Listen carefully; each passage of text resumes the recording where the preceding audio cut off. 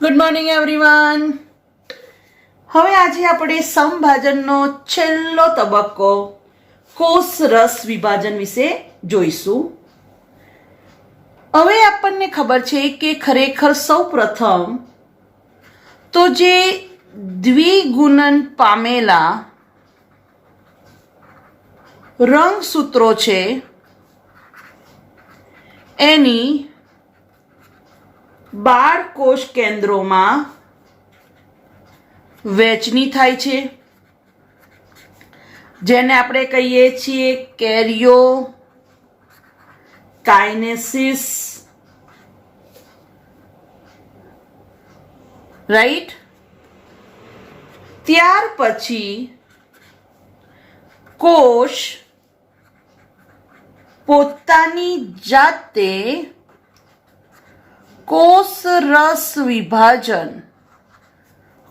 વિભાજન જેને કહેવાય સાઇટોકાઇનેસિસ, આ પ્રક્રિયા દ્વારા બે બાળકોષોમાં વિભાજન પામે છે ત્યારે જ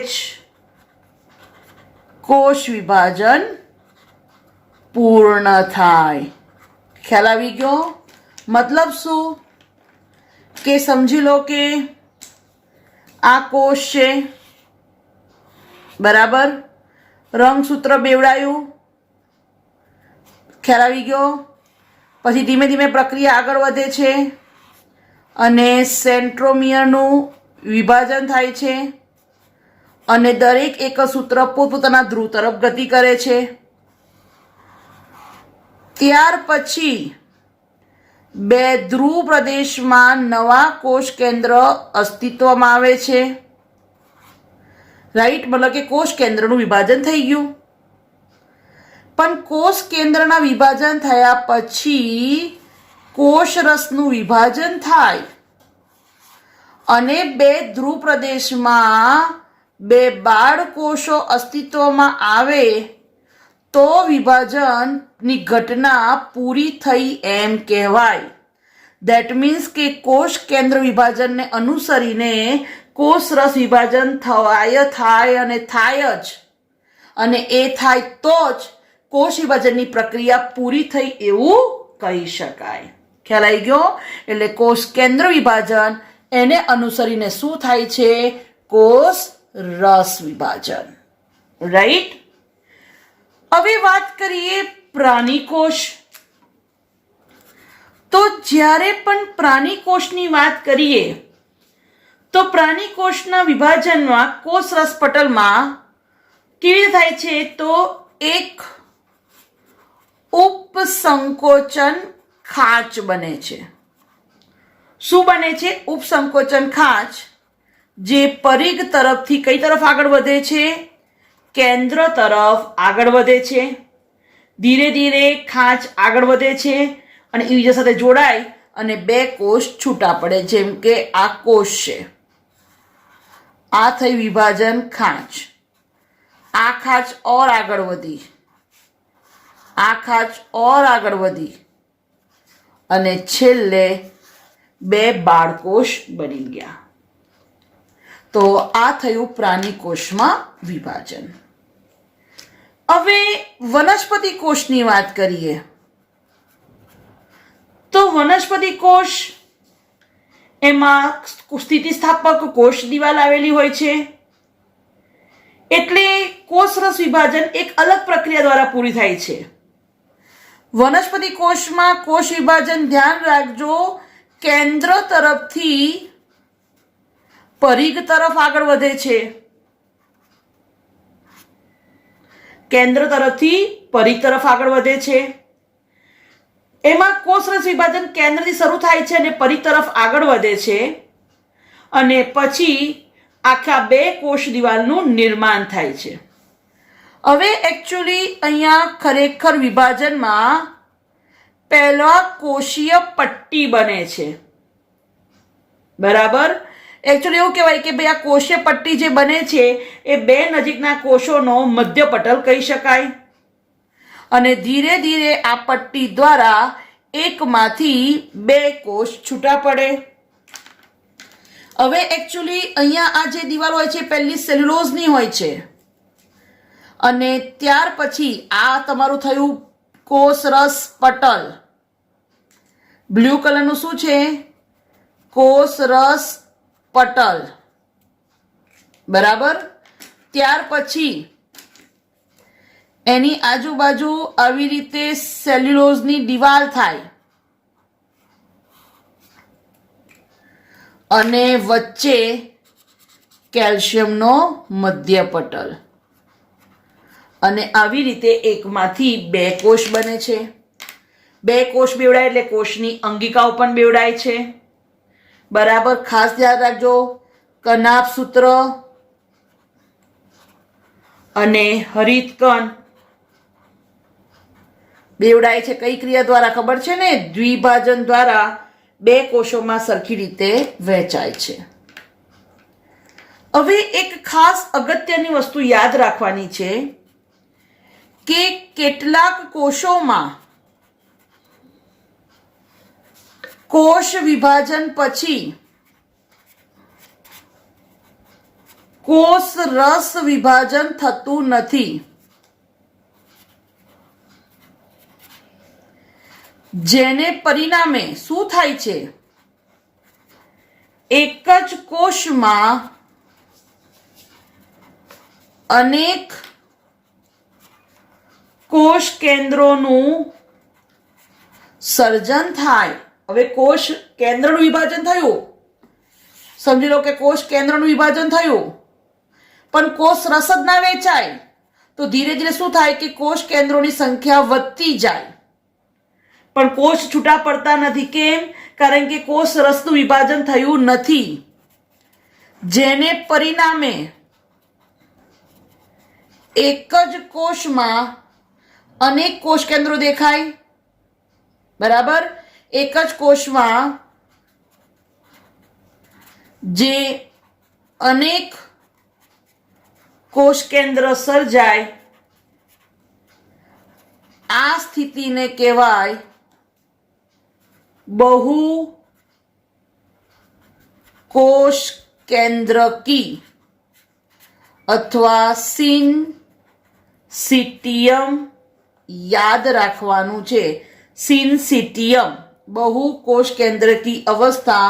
આનું ઉદાહરણ તો ખાસ પૂછાય છે, નાળિયેર, એનું પાણી, દેટ ઇઝ પ્રવાહી ભ્રૂણપોષ. આપણે જે પાણી પીએ છીએ ને એ ખરેખર કોષ કેન્દ્રો છે એના. બરાબર. દેટ ઇઝ પ્રવાહી ભ્રૂણપોષ. ભ્રૂણપોષ એટલે સંગ્રહિત ખોરાક. તો આ ખાસ ધ્યાન રાખજો. સિનસિટિયમ બહુ કોષ કેન્દ્રકી કોને કહેવાય? તો કોષ કેન્દ્રનું વિભાજન થાય છે પણ કોષ રસનું વિભાજન થતું નથી. પ્રાણી કોષમાં સંકોચન પરિઘ તરફથી કેન્દ્ર તરફ, વનસ્પતિમાં કેન્દ્ર તરફથી પરિઘ તરફ. ખ્યાલ આવી ગયો? તો અહીંયા આપણું વિભાજન પતી જાય છે. Thank you. તો આ કોષ રસ વિભાજન પ્રાણી કોષમાં પરિઘ તરફથી શરૂ થઈને બે કોષ ભાગ પડે છે અને દરેકને પોતાનું કોષ કેન્દ્ર હોય છે. હવે ખરેખર પ્રાણી કોષમાં આ ક્રિયા પરિઘ તરફથી શરૂ થાય છે જેમાં એક્ટિનના તંતુકો ભાગ ભજવે છે અને આવું આ ખાંચ ધીમે ધીમે આગળ વધે છે. વિભાજન ખાંચ કહેવાય એને. Constriction proceeds and the furrow deepens until it eventually slices all the way into the center. અને છેલ્લે તમે જોઈ શકો છો બે કોષ છૂટા પડ્યા. The cell divides in two. In plant cells, પણ પ્રાણી કોષ વનસ્પતિ કોષમાં તો તારા કેન્દ્ર હોતું નથી એટલે ત્રાક તંતુ નથી હોતા. તો જુઓ અહીંયા ગોલ્ગી કાયમાંથી જે પુટિકાઓ મુક્ત થઈ ફ્રેગ્મોપ્લાસ્ટ કહેવાય. the vesicles travel આ પુટિકાઓ જોડાય છે and their નલિકાઓ સાથે અને આવી રીતે આખી પ્લેટ બનાવે છે cell plate continues to grow outward until it જે કેન્દ્રથી પરિઘ તરફ વિકાસ પામે છે. of the cell. Cellulose contained in the vesicles અને આવી રીતે સેલ્યુલોઝની દિવાલ દ્વારા બે કોષો છૂટા પડે છે. creating two new cell આ walls. અંદર કોષ રસ પટલ છે blue colour In the space between અને હવે એમાં બી પાછું કેલ્શિયમ પેક્ટિનની જમાવટ થાય છે એટલે calcium pectate. this soccer player Madhya Pradesh બને છે. હવે આ આખી ઘટના ફરી એકવાર જોઈ લઈએ to mitosis. કે જેમ કે આપણને વાગ્યું તો ઘા પડ્યો તો કેટલા બધા કોષો નાશ પામ્યા. તો એ નવા કોષો આવે છે કેવી રીતે? તો કોષ વિભાજન દ્વારા. Let's તો move કોષ વિભાજનનો પહેલો તબક્કો આપણને ખબર છે કે આંતરાવસ્થા. before a cell can divide. It must હવે આંતરાવસ્થામાં રંગસૂત્ર દ્રવ્ય ક્યાં હોય? કોષ કેન્દ્રમાં. આ કોષ કેન્દ્ર છે during chromosome જે શરૂઆતમાં ઝાડ સ્વરૂપે હોય. bubbles open up along the chromosome. Each bubble grows until it merges with an adjacent bubble. Each chromosome now consists of two identical copies called sister અને બેવડાય છે 2C નું 4C થાય છે. We see that each હવે આપણને ખબર છે કે ભાઈ રંગસૂત્રની રચનામાં ડીએનએ જોડાય છે કોની સાથે? હિસ્ટોન પ્રોટીન સાથે. આ ગોળ ગોળ હિસ્ટોન પ્રોટીન છે. the sister chromatids begin to coil into tight helical fibers. પૂર્વાવસ્થા. Outside એમાં તારા કેન્દ્ર વિભાજન પામીને વિરુદ્ધ ધ્રુવ તરફ ગતિ કરે. earlier move away from each other to opposite sides of the cell. Microtubules extend from the centrosomes, forming the mitotic spindle. દ્વિધ્રુવે ત્રાક બની. Back in the nucleus, the DNA forms loops, becoming more compacted. These structures fold back DNA on આખું loop themselves, બને છે રંગસૂત્રની રચનામાં. condensing into a shorter and thicker chromosome consisting of two sister chromatids. As the chromosomes continue to condense, the nuclear envelope, કોષ કેન્દ્ર પટલ અદ્રશ્ય થઈ ગયું. the array of spindle microtubules is now extensive, and the chromosomes are fully condensed. Spindle fibers from each pole attach to protein structures located at the centromere. Centromere સાથે દ્વિધ્રુવે ત્રાક જોડાય છે Chromosomes are bound by spindle fibers from opposite જે પોતાના ધ્રુવ તરફ ગતિ ખેંચવાનું try કરે છે એને. and then another.